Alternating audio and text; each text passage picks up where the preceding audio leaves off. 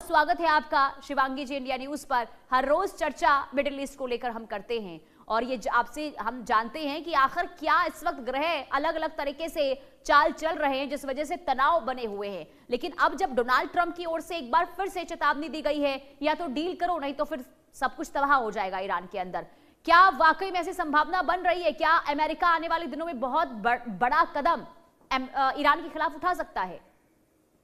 सुनीता जी, आपको India news के इस मंच को और सभी दर्शकों को राधे राधे प्रणाम और शनि जयंती की हार्दिक शुभकामनाएं।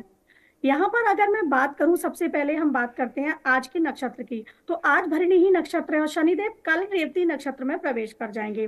भरणी नक्षत्र यम देव का होता है, शनिदेव के वो भाई हैं, तो दोनों ही कर्म के अनुसार फल देते हैं। शनिदेव जो है वो जीते जी कर्मों के हिसाब से फल देते हैं और यमराज मरने के बाद कर्मों के हिसाब से फल देते हैं। तो यहाँ इसलिए बता रही हूँ कि अमेरिका के जो कर्म हैं अभी बिल्कुल भी ठीक नहीं है। काल पुरुष की राशि की बात करूं तो 12वीं राशि में शनिदेव गोचर कर रहे हैं, मीन राशि में गोचर कर रहे हैं। तो अगर इन नक्षत्रों के आधार पे हम बात करते हैं तो अभी कुछ थमने वाला नहीं है, क्योंकि सौभाग्य योग का आज निर्माण हो रहा है। मंगल और चंद्र की युति मेष राशि में ही है आज, तो वो भी अपने आप में एक बहुत प्रबल योग होता है। वहीं नक्षत्रों के आधार पर अगर हम गणना करते हैं, सारी चीजों की राशियों के आधार पर गणना करते हैं, तो भी कुछ भी थमता हुआ नजर नहीं आ रहा। बात करूं अगर ईरान की कुंडली की, तो ईरान की जो है महादशा गुरु की चल रही है, अंतरदशा उसमें राहु की चल रही है। यहाँ पर ईरान की अगर स्थितियां कहूं तो ईरान की स्थितियां अभी 50,000 सैनिक, ये मैंने इसलिए आंकड़ा निकाला, कैलकुलेशन एज पर न्यूमेरोलॉजी जब मैंने निकाला, इतने सैनिक उसके पास हैं, सैन्य क्षमता है।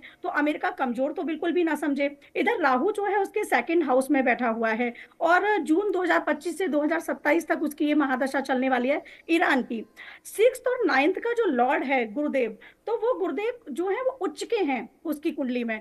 तो ऐसा नहीं है कि वो कमजोर है या वो रुक जाएगा या वो थम जाएगा या अमेरिका उस पर शासन कर लेगा, ऐसा बिल्कुल भी नजर नहीं आ रहा है। और ये चीजें सारी क्या होती है ना, फाइटिंग को शो करती हैं। तो फाइट हो रही है। शनि के साथ जो चीजें बैठी हुई हैं, शनि के साथ जो ग्रह बैठे हुए हैं ईरान की कुंडली में, मंगल बैठा हुआ है, तो वो अभी गोचर में, तो वो क्या किस तरफ इशारा करता है, एक युद्ध की तरफ इशारा करता है। युद्ध चल भी रहा है तो थमेगा कुछ नहीं। बात करूं अगर मैं ट्रंप जी की कुंडली की भी, तो ट्रंप जी का जन्म ही ग्रहण काल में हुआ है। अब ग्रहण काल में जन्म हुआ है तो आप ही सोच लीजिएगा, सूर्य ग्रहण था उस दिन। तो सूर्य और राहु की युति है। सूर्य हालांकि उनकी कुंडली में 10th हाउस में है, ठीक है, लेकिन स्थितियां जो गोचर की चल रही हैं वो उनकी बिल्कुल ठीक नहीं चल रही हैं। अमेरिका की राहु की ही महादशा चल रही है। एक चीज बड़ी कॉमन है यहाँ पर, अमेरिका की राहु की महादशा है, ईरान की गुरु की महादशा है, राहु की अंतरदशा है, और मंगल की महादशा में राहु की अंतरदशा हमारे भारत की चल रही है। तो कहीं ना कहीं राहु बहुत प्रबल हो रहा है हर जगह। तो ये देखने को मिलेगा कि स्थितियां कुछ भी नहीं थमेंगी। और जैसा कि कल भी आपका सवाल था, तो उस चीज को यहाँ आज भी बताना चाहूंगी कि जो दाम बढ़ रहे हैं पेट्रोलियम के या खनिज के, तो शनि और राहु उसको प्रतिनिधित्व करते हैं। तो भारत की कुंडली में भी वो गोचर जो कर रहे हैं, 10th हाउस में राहु गोचर कर रहा है, अर्थव्यवस्था का कारक शनि है। तो आगे जून में जब 2 जून को जो बृहस्पति जी हैं वो चले जाएंगे कर्क में, तो ये स्थितियां ऐसी हैं। 2 जून से तो और आगे सितंबर अक्टूबर तक चीजें खतरनाक होने वाली हैं। ये डराने का बिल्कुल भी उद्देश्य नहीं है, हम सचेत कर रहे हैं। मैं या मेरे जैसे जो भी मेरे पैनलिस्ट हैं, हम सचेत कर रहे हैं कि आप सतर्क हो जाइएगा, मेंटली प्रिपेयर हो जाइएगा। अब ट्रंप की चेतावनी की बात करूं तो ट्रंप कितनी भी चेतावनी दें, कितने भी बयानबाजी करें, हर बयानबाजी से वो पलट जाते हैं। क्यों? क्योंकि ग्रहण योग में जिसका जन्म हुआ है वो कैसा व्यक्ति होगा, राक्षसी प्रवृत्ति व्यक्ति ही होगा, और राक्षसी प्रवृत्तियां उनके अंदर दिखाई भी देती हैं। अब अगर महादशाओं को लेकर भी हम जैसे बात कर रहे हैं, और शनि जयंती अगर मैं आज की ही बात करूं तो आज भी कुछ बहुत बड़ा देखने को नजर आएगा। भरणी नक्षत्र जैसे मैंने बताया यम देवता होते हैं, तो यम देवता हैं, दोनों भाइयों का ही दिन आज हो गया। भरणी नक्षत्र के देवता यम और शनि देव की जयंती है। और 30 साल बाद रेवती नक्षत्र में शनि प्रवेश कर रहे हैं। और रेवती नक्षत्र जो होता है एक लास्ट नक्षत्र है नक्षत्रों का, 27 नक्षत्रों में सबसे लास्ट में आता है। तो एक साइकिल खत्म होने की तरफ ये इशारा भी करता है, जिसकी मैं बात करती जा रही हूँ बार बार कि एक शिफ्टिंग होगी, 5000 साल बाद एक शिफ्टिंग होती है, और सतयुग जैसा समय या फिर, तो वो सारी चीजें क्या है, रेवती नक्षत्र में जब तक शनि रहेंगे कर्मों के अनुसार फल देंगे। युद्ध भी बहुत आगे तक जाने वाला है, 2032 तक की जो मैं बात कर रही हूँ, 29 तक की जो शनि की टाइम पीरियड चल रहा है, मेष में जाएगा, तो उसकी जो बात कर रही हूँ, तो पुनीता जी अब भी कुछ थमने वाला नहीं है। आज की स्थिति अभी कहूँ तो आज भी लगभग 6:50 शाम को कुछ ऐसी घटनाएं घट सकती हैं जो हमने सोची भी ना हो। तो ऐसी स्थितियां आज की प्रश्न कुंडली से ये निकल के आया है। तो अभी कुछ मुझे थमता हुआ नजर नहीं आ रहा, ये तो बहुत आगे तक जाएगा। जी पुनीता जी। लेकिन शिवांगी जी, अब जब डोनाल्ड ट्रंप चीन से वापस आए हैं तो उन्होंने एक नया दावा किया है जिसमें वो ये कह रहे हैं कि शी जिनपिंग जो है वो अमेरिका का साथ देंगे, यानी कि स्ट्रेट ऑफ हॉर्मुज को खोलने को लेकर शी जिनपिंग तैयार हैं और इसमें अगर जरूरत पड़ी तो चीन जो है शामिल हो सकता है। तो क्या वाकई में चीन को लेकर क्या ग्रह इस वक्त बन रहे हैं, आपको लग रहा है, आपकी भविष्यवाणी क्या बता रही है, क्या चीन जो है वो ईरान के खिलाफ भविष्य में कोई कदम उठा सकता है? देखिए, अगर मैं बात करूं अमेरिका का साथ देने की, तो जैसा मैंने कल भी बताया था कि मकर लग्न की कुंडली है, चंद्रमा लग्न में ही बैठा हुआ है, तो ऐसी स्थितियां जो चीन की कुंडली की बन रही हैं, तो वो बिल्कुल इस तरफ इशारा नहीं कर रही हैं कि अब अगर वो बोल भी रहे हैं, ड्रैगन बोला जाता है, और यहाँ मकर लग्न को भी हम मगरमच्छ की तरह देखते हैं, क्रोकोडाइल की तरह। तो अगर यहाँ पर मैं देखूं तो वो बोल देंगे, हालांकि बोल देंगे, लेकिन वो करेंगे नहीं, साथ नहीं देंगे। बात अगर ईरान की करूं तो अभी चीन कोई कदम अभी नहीं उठाएगा। चीन के कदम उठाने में तो अभी बहुत समय है, और डायरेक्ट वो वार ईरान पर नहीं करेगा। ताइवान की बात करूं तो वो बात एक अलग हो गई, लेकिन ईरान पर वो कोई वार अभी नहीं करेगा। बात करूं कि अमेरिका और उसके बीच जो कंप्रोमाइज हुए हैं, जो बात हुई है, जो समझौते हुए हैं, जो डील हुई है, तो वो सब भी आप देखेंगे, आपके मन से ही बता रही हूँ, सब कुछ ऐसा नजर आएगा कि चीन कभी भी ये नहीं कर सकता कि अमेरिका को वो आगे रख दे। वो खुद सशक्तिकरण में आना चाहता है कि मैं एक महाशक्ति बनूं, लेकिन उसका ये सपना भी सच नहीं होगा, क्योंकि भारत की हमारी जो महादशा चल रही है बहुत प्रबल चल रही है, और उसके बाद भारत की राहु की जो महादशा आएगी वो भारत के लिए बहुत प्रभावशाली होगी। तो महाशक्ति बन के तो भारत ही उभरेगा, आपके मन से बार बार बताती आ रही हूँ। लेकिन बात करूं यहाँ पर अगर चीन साथ देगा या नहीं देगा, या ईरान के लिए क्या वो कदम उठाएगा, तो अभी चीन ईरान के लिए इंडिविजुअल कोई कदम नहीं उठाएगा। और अगर बात करें कि वो अमेरिका का साथ देगा या नहीं देगा, अमेरिका से भले ही उसने कुछ भी वादे किए हों, भले ही उसने समझौते का हाथ बढ़ाया हो, लेकिन ट्रंप जी के जो ग्रह नक्षत्र हैं, या मैं बात करूं जिनपिंग जी के भी ग्रह नक्षत्रों की, तो जिनपिंग जी के गोचर में भी केतु में राहु का टाइम पीरियड चल रहा है, जो डिटैच करता है, राहु अटैच करता है। तो यहाँ अटैचमेंट और डिटैचमेंट को हम समझेंगे, हाथ तो मिला लिया लेकिन डिटैच है हम, दिखाने के लिए हम अटैच हैं लेकिन हम पूरी तरह से डिटैच हैं। तो ये है यहाँ पर मेरे अनुसार तो ये गणना है कि कुछ भी अभी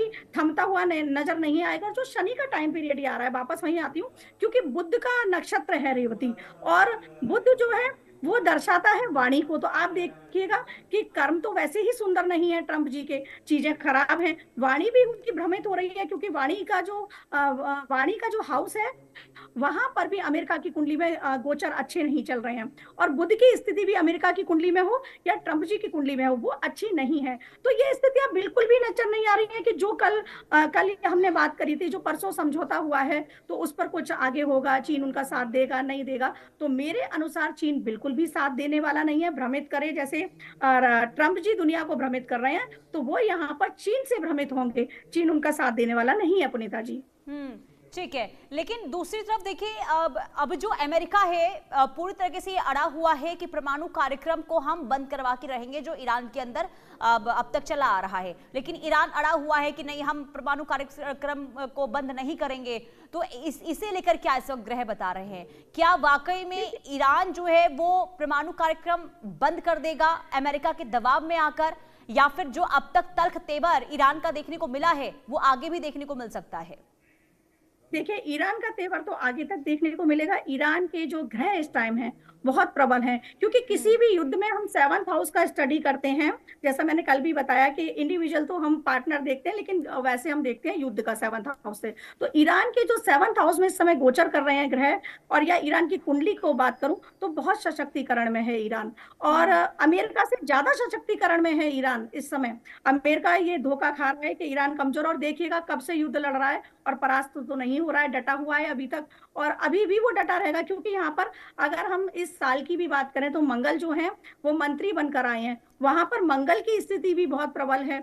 गुरु का जैसे मैंने बताया कि वो षष्ठेश और नवमेश है गुरु, और गुरु की पोजीशन बहुत अच्छी है। अगर मैं बात करूं राहु की पोजीशन, क्योंकि गुरु की महादशा चल रही है ईरान की, राहु की पोजीशन भी अच्छी है, तो ईरान बिल्कुल चुप नहीं बैठने वाला है, और ईरान वो कुछ कर जाएगा जिसका अमेरिका को भी अंदाजा नहीं होगा। आपके मन से बार बार बता रही हूँ। और अगर ग्रह स्थितियों को देखूं तो अभी काल सर्प योग का जैसे मैंने बताया निर्माण हुआ है, खप्पर योग का निर्माण हुआ है, सूर्य भी राशि परिवर्तन कर गए, मंगल का भी राशि परिवर्तन हुआ है, मेष राशि में आ गए, अग्नि तत्व की राशि है, जहां राहु जो है शतभिषा नक्षत्र में गोचर कर रहे हैं, जो अगस्त तक जाएंगे। तो शतभिषा नक्षत्र भी इस तरफ इशारा करता है कि हीलिंग का नक्षत्र है, लेकिन हीलिंग किस चीज की हीलिंग, कि ईरान अगर चोट भी खाएगा तो खुद को हील कर लेगा, वो राहु की अंतरदशा चल रही है।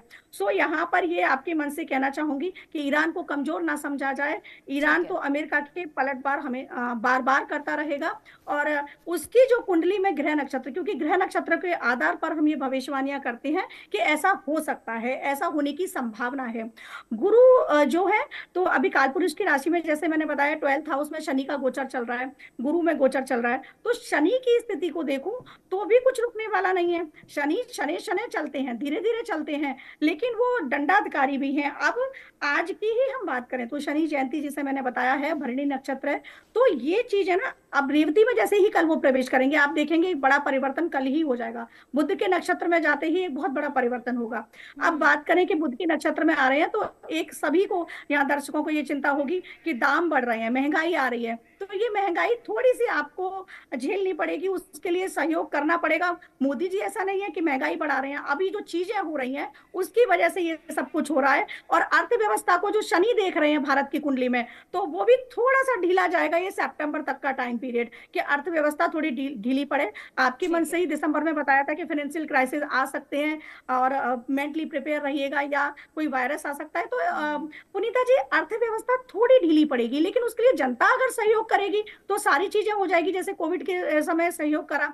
तो अभी स्थितियां परिस्थितियां ऐसी बन रही हैं। वापस से वहीं आती हूँ आपके क्वेश्चन यानी पर। कुल मिलाकर शिवांगी जी ये कह सकते हैं कि अभी जो वक्त चल रहा है वो अब सही नहीं चल रहा है, और ऐसे में सबका साथ बहुत